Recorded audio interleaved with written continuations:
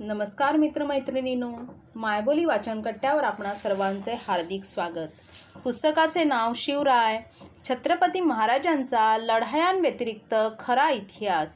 लेखक प्राध्यापक नामदेवराव जाधव। भाग 21।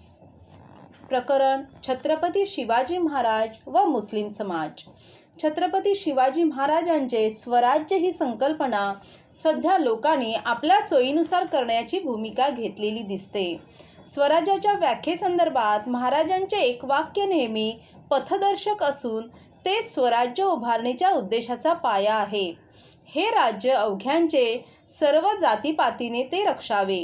हे राज्य अवघ्यांचे म्हणजे सर्वांचे आहे आणि ही स्वराज्य नावाची संकल्पना सर्वसामान्य जनता, बहुजन समाज यांच्या उद्धारासाठी निर्माण करण्यात आल्यामुळेच ते निर्माण केलेले लोककल्याणकारी राज्य रक्षण करणे हे तो सर्वांची जबाबदारी आणि म्हणूनच महाराज म्हणतात, सर्व जातीपातीने ते रक्षावे।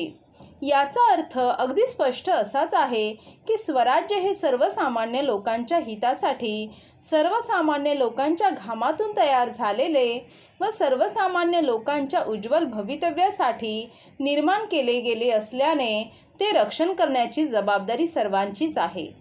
छत्रपती शिवाजी महाराजांनी हे स्वराज्य माझ्या मालकीचे आहे असे कधीही म्हटले नाही। खरे तर शिवाजी महाराजांची स्वराज्य संकल्पना म्हणजे लोकशाही प्रधान राज्यव्यवस्थेचा उदय असून त्यात राजा हा अंतिम सत्ताधारी नसून तो जनतेचा विश्वस्त म्हणून राज्यकारभार करणारा होय।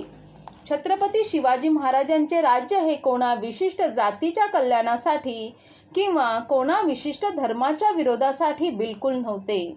महाराजांच्या सैन्यात प्राणाची बाजी लावून लढणारे लोक विविध जाती धर्माचे होते। त्यात कुणबी, मराठे, दलित, आदिवासी, हिंदू, मुस्लिम, कन्नाडी, तामिळी, केरळी, गुजराती असे अनेक प्रदेशातील लोक होते।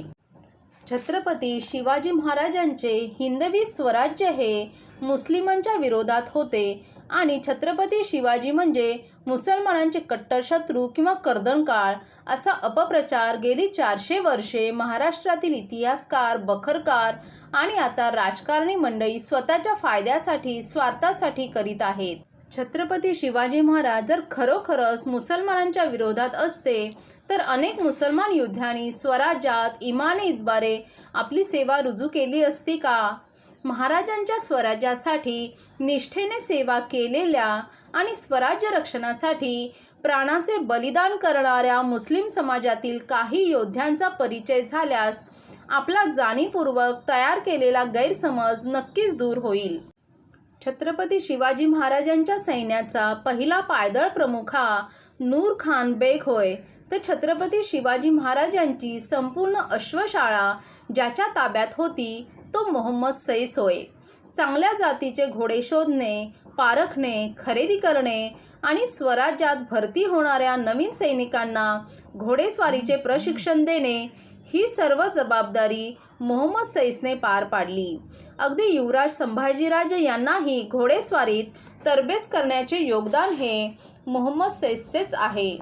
छत्रपती शिवाजी महाराजांच्या आरमाराचे प्रमुख दौलत खान होते, हे तर आपणा सर्वजणांना माहीत आहेच, परंतु त्यांच्याच जोडीला दाऊद खान, इब्राहिम खान, सुलतान खान असे अनेक नावाजलेले आणि एकापेक्षा एक असे श्रेष्ठ नौदल प्रमुख हे मुस्लिम समाजाचे होते। शिवाय जेव्हा महाराजांचा स्वराज्याचा व्याप वाढू लागला, गडकोटावर तोफा पेरल्या जाऊ लागल्या, त्यावेळी स्वराज्याचा तोफखाना महाराजांनी ज्याच्या ताब्यात दिला होता तो इब्राहिम खान सुद्धा मुस्लिमच होता। शिवाय तोफखानाचे सर्व गोलंदाज मुसलमान असत। इसवी सन 1672 मध्ये मोगली घोडदळातील 1000 घोडेस्वारांची 4 पथके स्वराज्यात सामील झाली। शिवाय महाराजांच्या बहुतेक सर्व सागरी किल्ल्यांचे प्रमुख हे मुस्लिम होते।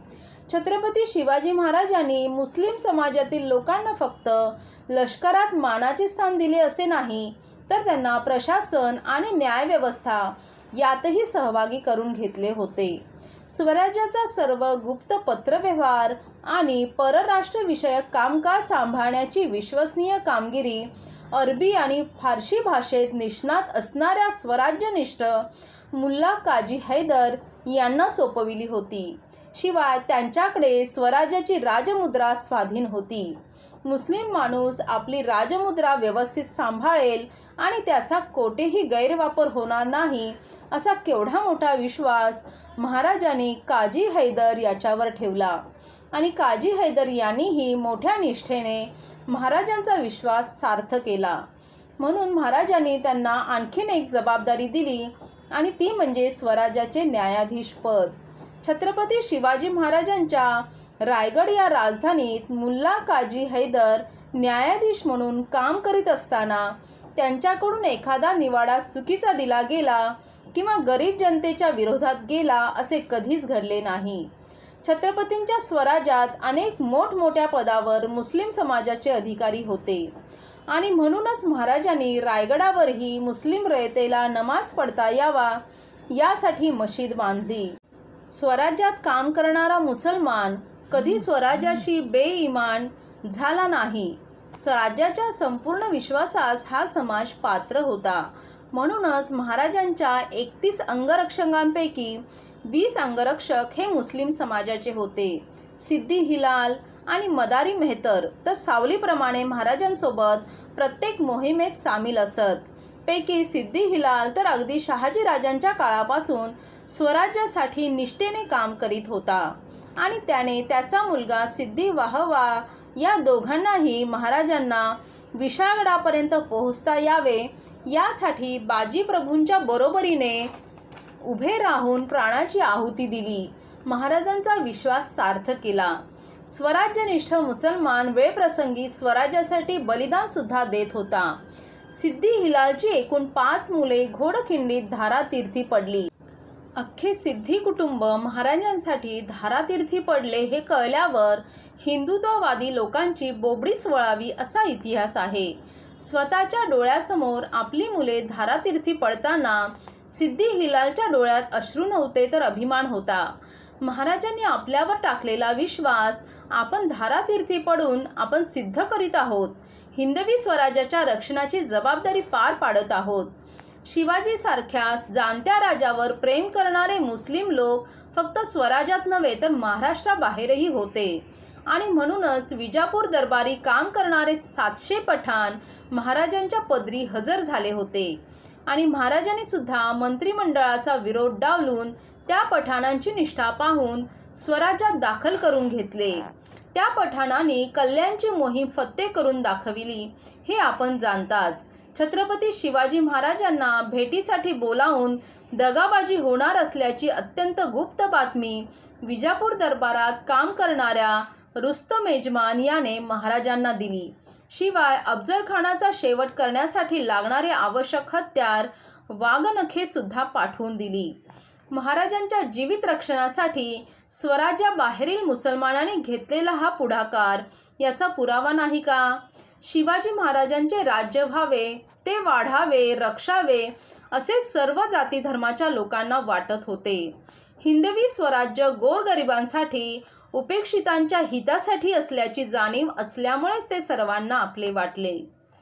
छत्रपती शिवाजी महाराजांच्या राज्याभिषेकाला एकाही मुस्लिम शासकाने विरोध तर केला नाहीच, परंतु महाराजांना शुभेच्छाही पाठविल्या. छत्रपती शिवाजी महाराजांनी सुद्धा मशिदी आणि मुस्लिम संतांच्या दर्ग्यांना, मठांना देणग्या आणि इनामे दिली होती. त्यांचे वागणे रयतेसाठी पित्याप्रमाणे होते आणि म्हणूनच मुसलमान लोकही महाराजांच्या स्वराज्य संकल्पनेचा उत्कर्ष व्हावा असे मनापासून संकल्प आणि प्रयत्न करीत होते. प्रयत्नाला साथ देत होते.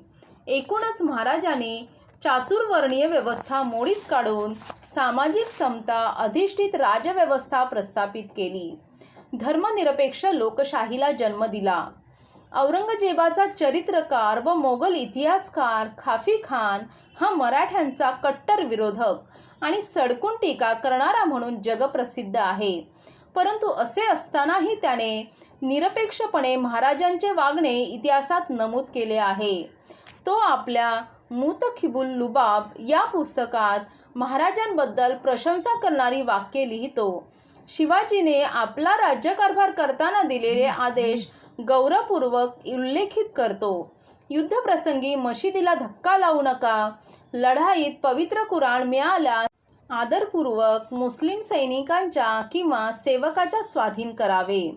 हिंदू किंवा मुस्लिम स्त्री कैदी म्हणून हाती सापडली तर त्या स्त्रीची तिच्या कुटुंबाकडे रवानगी होईपर्यंत काटेकोरपणे निगा राखावी. तिचा उपमर्द होता कामा नये. आपण जसे आपली आई किंवा बहिणीशी बोलतो तशाच प्रकारे आदरपूर्वक राजा शिवाजी परस्त्रियांचा मान राखतो, असे प्रशंसोद्गार खाफीखान लिहितो. छत्रपती शिवाजी महाराजांचे इतिहासाला उपलब्ध झालेले अस्सल ऐतिहासिक चित्र मीर मोहम्मद या जगप्रसिद्ध चित्रकाराने महाराज हयात असताना महाराजांना प्रत्यक्ष पाहून काढलेले आहे. या चित्रामुळे महाराजांचे खरे रंगरूप आणि महाराजांची अस्सल ऐतिहासिक माहिती मिळते. या चित्रात मीर मोहम्मदने पांढऱ्या शुभ्र घोड्यावर बसलेले पूर्णाकार असे महाराजांचे चित्र काढले असून त्यात महाराजांच्या सोबत असणारे 31 जण दिसतात. ते सर्व महाराजांचे अत्यंत विश्वासू आणि निवडक असे अंगरक्षक आहेत. हेच अस्सल ऐतिहासिक चित्र इटालियन प्रवासी निकोलस मनुची याने इसवी सन 1676 मध्ये लिहिलेल्या स्टिरिओ दी मोंगोर या ग्रंथात छापले आहे. छत्रपती शिवाजी महाराजांच्या राज्याभिषेकानंतर लगेच दुसऱ्या वर्षात हे पुस्तक लिहिले गेले. राज्याभिषेकानंतर 3 वर्षांनी महाराज दक्षिण दिग्विजय मोहिमेवर निघाले. इसवी सन 1677 मध्ये दक्षिणेच्या मोहिमेवर असताना महाराजांनी हैदराबादची राजधानी भागानगरीला दिलेली भेट ऐतिहासिक आहे. सुलतान अबुल हसन तानाशाह यांनी महाराजांचे अभूतपूर्व असे स्वागत केले. महाराज मुस्लिम द्वेष्टे किंवा विरोधक असते तर एवढ्या मोठ्या प्रमाणात मुस्लिम राज्यशासित प्रदेशात राजाने आणि जनतेने स्वागत केलेच नसते. छत्रपती झाल्यानंतर हिंदूंच्या एकाही राजाने महाराजांचा एवढा मोठा सत्कार केला नव्हता. असा न भूतो न भविष्यती असा महाराजांचा आदर सत्कार आणि पाहुणचार कुतुबशहाने केला होता. प्रभू रामचंद्र लंकेहून अयोध्येला आल्यानंतर जसे त्यांचे स्वागत संपूर्ण अयोध्यावासियांनी केले तसेच महाराजांचे स्वागत हैदराबादी जनतेने केले. संपूर्ण भागानगरी भगव्या पताकाने सजवली गेली होती. शहरात सर्वत्र रोषणाई केली गेली होती. मराठी फौजेला आपण दिवाळीचा सण साजरा करीत असल्याचे जाणवावे एवढी प्रचंड बडदास्त कुतुबशहाने ठेवली होती. महाराजांनी ज्या मार्गाने भागानगरीत प्रवेश केला तेथील घरांच्या छतावरून, दारातून, खिडकीतून आणि रस्त्यावर दुतर्फा उभ्या असलेल्या हैदराबादी जनतेने महाराजांवर फुलांचा वर्षाव केला. महाराजांचा जय जयकार केला. महाराजांना भरभरून आशीर्वाद दिले. कुतुबशहाकडे वजीर म्हणून काम करणारे मादांना जातीने महाराजांची विचारपूस करीत होते, व्यवस्था पाहत होते. कुतुबशहाच्या या प्रेमळ आणि नेत्रदीपक स्वागत सोहळ्याने महाराज चांगलेच भारावून गेले. कुतुबशहाने महाराजांना राहण्यासाठी खास वेगळा शाही महाल तयार केला होता. महाराजांना विशेष सजविलेल्या दरवाजातून सन्मानपूर्वक तो आत घेऊन गेला. महाराजांना अनेक दुर्मिळ नजराने पेश केले. जवळपास 1 महिनाभर कुतुबशहाने महाराजांचा पाहुणचार केला. महाराज कर्नाटक मोहिमेवर रवाना होताना महाराजांना खजिना दिला. तसेच युद्धसामग्री व फौज सुद्धा दिली. आपले स्वराज्य वाढवावे अशा शुभेच्छा देताना अबुल हसन तानशाह म्हणतो, आपली पादशाही जितकी वाढवू ये तितकी वाढविणे. दक्षिणेची पातशाही आम्हा दक्षिणेच्या हाती राहा ते करावे. म्हणजे तानाशाह महाराजांना दक्षिणेतील रयतेच्या राजांचा तारणहार असे संबोधित करीतो. मुस्लिम शासकालाही महाराजांचे राज्य वाढवावे असे का वाटते? उत्तर सहज आहे, न्यायाधिष्ठित राज्य, जाती धर्मावर आधारित आणि साम्राज्यवाद आणि भांडवलशाही नाही. अबुल हसन तानशहाने इसवी सन 1677 मध्ये महाराजांचे केलेले स्वागत महाराजांनी लिहून ठेवले आहे. महाराज खऱ्या अर्थाने बहुजन प्रतिपालक होते. म्हणूनच महाराजांबद्दल सर्वांना आदर आणि आपुलकी होती. महाराजांनी राज्यकारभार करताना राजकीय आणि धार्मिक गोष्टींची कधीच गल्लत केली नाही. महाराज साधू संतांचा आदर करीत होते, परंतु कधीही कोणत्याही संताला कोणत्याही कारणास्तव राज्यकारभारात ढवळाढवळ करण्यास संधी दिली नाही. न्याय नीतिमत्ता यासाठी साधू संतांचे मार्गदर्शन ठीक, परंतु राज्यकारभारात हस्तक्षेप नाही, ही महाराजांची भूमिका होती. थोडक्यात धर्माच्या नावाखाली वशिलेबाजी बिलकुल नाही. महाराजांची लढाई संपूर्णपणे राजकीय स्वरूपाची असल्यामुळे त्यांनी कधीच परधर्माचा द्वेष केला नाही. लोक सांगतात त्याप्रमाणे महाराज मुस्लिम द्वेष्टे असते तर महाराजांनी मुस्लिम समाजाच्या केळशीच्या फकीर बाबा याकूब यांना गुरु मानले नसते, रायगडावर मशीद बांधली नसती, मुल्ला काळजी हैदरला न्यायाधीश बनविले नसते आणि ठार मारलेल्या अफजलखानाची कबर बांधली नसती, त्याच्या कैदेत सापडलेल्या अफजलखानाच्या 2 निरपराध मुलांना जिवंत सोडले नसते, सैन्यात मुसलमानांना घेतले नसते, घोडदळ, पायदळ आणि नौदलात अधिकारी बनविले नसते, अंगरक्षक म्हणून नेहमी सोबत ठेवले नसते. शिवाजी महाराजांच्या वेळी जवळपास सगळीकडे मुसलमानी सत्ता होती. महाराजांना स्वतःच्या कल्पनेतील स्वराज्य स्थापन करताना साहजिकच मुसलमानी सत्तेशी झगडा करावा लागला. पण याचा अर्थ मुसलमानी धर्माशी त्यांचे युद्ध होते असा खचित नाही. अन्यथा दर्यासारंग, दौलत खान, धारकरी लष्करांचा हजारी, इम्रान खान, औरंगजेबाच्या दक्षिणेतील अधिकाऱ्यांकडे पाठविलेला वकील काजी हैदर, शिलेदार शामा खान, सरनौबत नूर खान बेग, इब्राहिम सिद्दी, निसरी सिद्दी इत्यादी मुस्लिम महाराजांच्या सैन्यात नसते. विजापूर दरबाराचे 700 पठाण सैनिक महाराजांकडे नोकरीस आल्याचा उल्लेख चिटणीस बखरीत आढळतो. त्या सर्वांना महाराजांनी नोकरीत घेऊन त्यांचे नेतृत्व राघव बल्लाळांकडे दिले. अशा प्रकारे छत्रपतींच्या अनुयायात हिंदूंच्या बरोबर मुस्लिमही होते.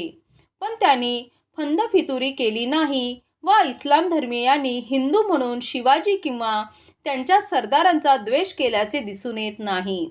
प्रत्यक्ष मुसलमानांची राज्ये शिवाजीराजे पायाखाली तुडवीत असताना देखील हे मुसलमान सैनिक किंवा मुसलमान प्रजा त्यांच्या विरोधात उठली नाही. त्यांना त्यांच्या राज्यात स्वत्व वाटत होते व तेथे ते संतुष्ट होते. जो अन्य धर्मीयांवर जुलूम करणार नाही असा कोणताही आपल्या राज्यातील कारभारात सहभागी होऊ शकतो, अशी त्यांची भूमिका होती. त्यांनी जंजिऱ्याच्या सिद्धीलाही मराठा आरमाराचे अधिपत्य देऊ केले होते. अट एकच होती, सिद्धींनी राष्ट्रीय धारेमध्ये येऊन मिळावे. या ठिकाणी कोणी असे म्हणेल की मग औरंगजेबाच्याही पदरी अनेक लहान मोठे हिंदू सरदार होते, पण ते तिकडे प्रांतवतनाच्या आशेने गेलेले होते, हे लक्षात घेतले पाहिजे.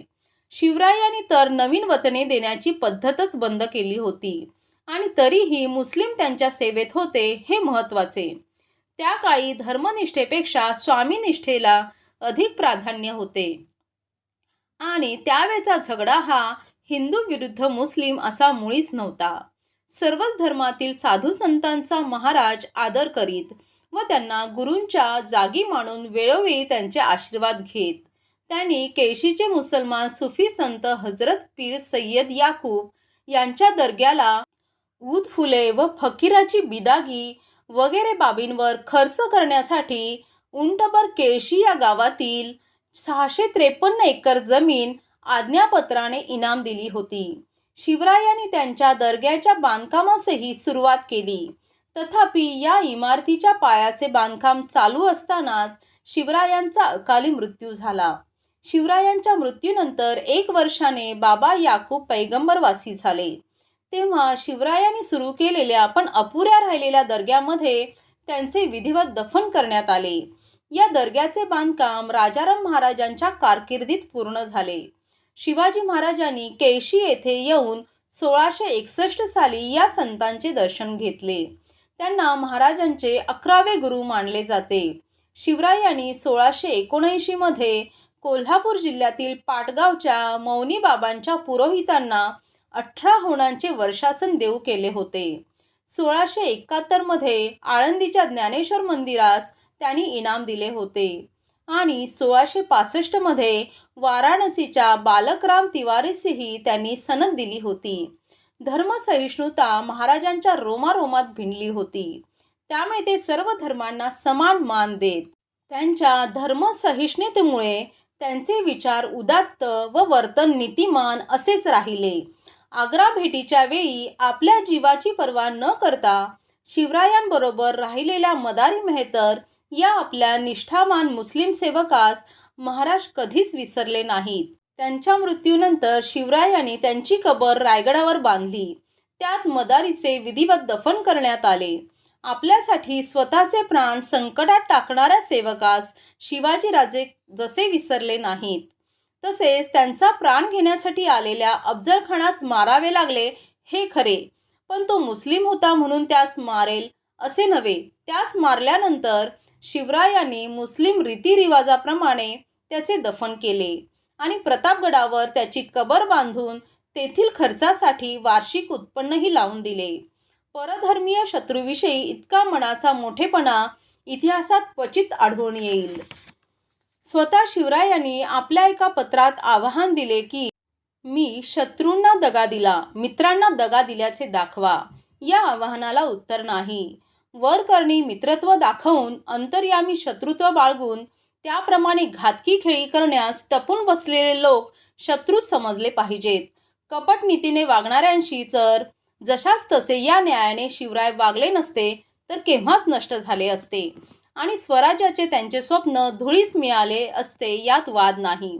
शिवाजी अत्यंत धर्मनिष्ठ व नीतिमार्गी असूनही त्यांनी प्रतिस्पर्ध्याची ओळख दृष्टीआड केली नाही. शत्रू आपल्याविषयी काय म्हणतील ते म्हणत त्यांचे तोंड बंद करणे कोणाच्याच हाती नाही, पण त्यांची कृत्ये आधीच हेरून त्यावर उपाय योजणे हे शिवरायांनी सर्वांआधी आचरणात आणले. शत्रूकडून फसविले जाण्याची आपत्ती स्वतःवर, आपल्या सहकाऱ्यांवर, आपल्या राज्यावर ओढवून घेण्यास ते तयार नव्हते. अफजल खानाचा वध कपटनीती कसली, कपटीपणावर मात असेच त्याला म्हणावे लागेल. अफजल खान स्वतः अत्यंत कपटी होता, यात वाद नाही. शिवरायांच्या थोरल्या बंधूचा त्याने कपटानेच घात केला होता. शुद्ध कस्तूर रंगाचा जेव्हा त्यास पाडाव करता येईना तेव्हा त्यास वाटाघाटीस बोलून कपटानेच ठार मारले होते. शिवाजी महाराजांना जिवंत वा मृत हस्तगत करण्यासाठी ही त्यांची विरुद्ध मोहीम होती. विजापूरच्या राणीनेच त्याला शिवाजीशी कपटाने वागून त्यांचा घात करण्यास सांगितले होते. त्या काळी राजकारणात मुस्लिम सत्ताधाऱ्यांतर्फे कपटनीतीचा अवलंब सर्रास केला जात होता. खुद्द महाराजांचे आजोबा व मामा यांना भर दरबारात निजामशहाने कपटाने ठार मारले होते.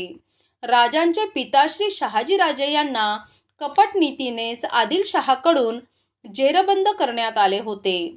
या व अशा अनुभवाने शिवरायांनी सतत सावधपणेच पावले उचलली व ज्यांची त्यांची कपटे कारस्थाने आधी छडा लावून त्यांच्यावरच उलटवली.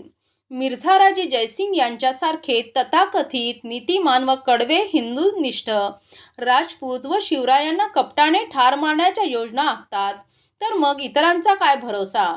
राजे आग्र्याहून सुटून गेल्यावर औरंगजेबाने मिर्झाराजे जयसिंग यांना ठपका दिला. तेव्हा शिवाजीराजे कोणत्या काळात वावरत होते, कसल्या कसल्या शत्रूंशी त्यांना झगडावे लागत होते हे लक्षात घेतले पाहिजे.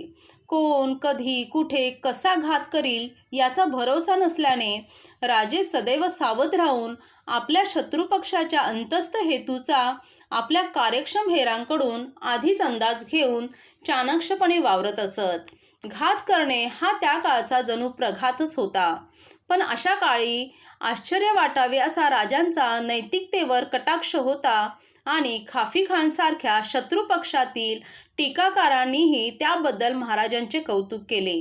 फार तर असे म्हणता येईल की राजाने विश्वास ठेवावा, करार करावे आणि शत्रूंशी मात्र कायम दगाच द्यावा हे आजवरचे ऐतिहासिक सूत्र. छत्रपती शिवरायांनी कोणावर अनाठायी विश्वास ठेवला नाही, त्यामुळे कोणीही त्यांच्याशी दगाबाजी करण्यात यशस्वी झाला नाही. शिवाजी महाराजांनी छत्रपती पदाची स्थापना केली ती मोगलांची सार्वभौमत्वाची कल्पना गाळून टाकण्यासाठी. माझे राज्य टिचभर असले तरी तो कोणत्याही मोगली सुभ्याचा भाग नव्हे. ते स्वयंशासित स्वतंत्र सार्वभौम राज्य आहे. त्याचे अस्तित्व बादशाही कृपेच्या संधेवर अवलंबून नाही, अशी व्यापक घोषणा शिवाजी महाराजांनी राज्याभिषेक समारंभ साजरा करून केली.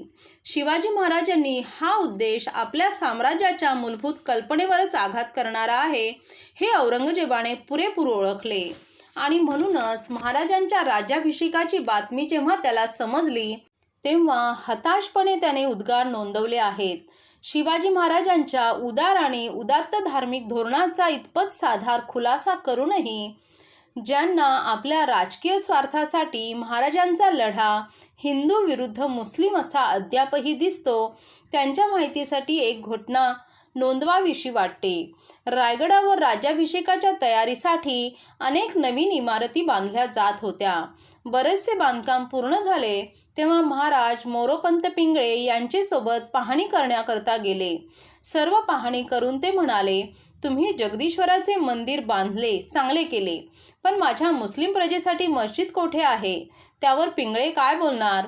लागलीच महाराजांनी आज्ञा दिली की माझ्या मुस्लिम प्रजेसाठी मस्जिद बांधा आणि तीही माझ्या महालासमोर. त्यानुसार पिंगळ्यांनी रायगडावर महाराजांची आज्ञा शिरसावंद्य मानून मस्जिद बांधली. महाराजांची हिंदवी स्वराज्याची कल्पना म्हणजे केवळ हिंदूंचेच राज्य असा मर्यादित अर्थ नाही, तर सर्व जाती धर्माच्या एकद्वेषीय स्वकीय प्रजेचे राज्य असा त्याचा अर्थ आहे. हिंदवी स्वराज्याची महाराजांच्या मनातील आदर्शवादी भूमिका व्यक्तिदृष्ट्या मुसलमानांवर अन्याय करणारे व त्यांचे जीवन असह्य करणारे राज्य अशी नव्हती. ते संकुचित धर्मकल्पनेच्या आहारी कधीच गेले नव्हते. धर्माचे राज्य याचा अर्थ धर्मवेड्याचे राज्य किंवा धर्मांधाचे राज्य नाही. म्हणून सत्तेच्या खेळीमध्ये त्यांनी धर्म आणला नाही. धर्मछल न करता धर्मराज्य म्हणजे नीतिराज्य त्यांना आणावयाचे होते. शिवाजी महाराजांनी मोगलांविरुद्ध धर्मयुद्ध केले नाही. त्यांचे कार्य म्हणजे एका साहसी, आक्रमक आणि जुलमी परकीय सत्तेविरुद्ध केलेले स्वातंत्र्य युद्ध होते. स्वकीय रयतेचे स्वातंत्र्य स्थापन करणे ही त्यांची स्वातंत्र्य युद्धामागची प्रेरणा होती. महाराजांचा लढा स्वातंत्र्याच्या मूल्यांच्या स्थापनेसाठी चालवलेला लढा होता. तो जसा परकीय, धर्मांध, जुलमी व अत्याचारी शक्तीविरुद्ध होता, तसाच तो स्वकीयातील मुजोर सरंजामदारांविरुद्धही होता. शिवाजी महाराजांनी आपल्या कल्पनेप्रमाणे एतद्देशीय, स्वतंत्र आणि कल्याणकारी राज्याचा पाया घातला. हे त्यांचे राज्य संपूर्ण अर्थाने राष्ट्रीय होते. त्यांनी राष्ट्रीय वृत्ती जागी केली, उदासीन वृत्तीच्या लोकात आत्मविश्वास निर्माण केला आणि शत्रूला दाखवून दिले की जनतेचा उत्स्फूर्त पाठिंबा नसेल तर कोणतीही सत्ता टिकू शकत नाही. भाग 21 समाप्त. धन्यवाद.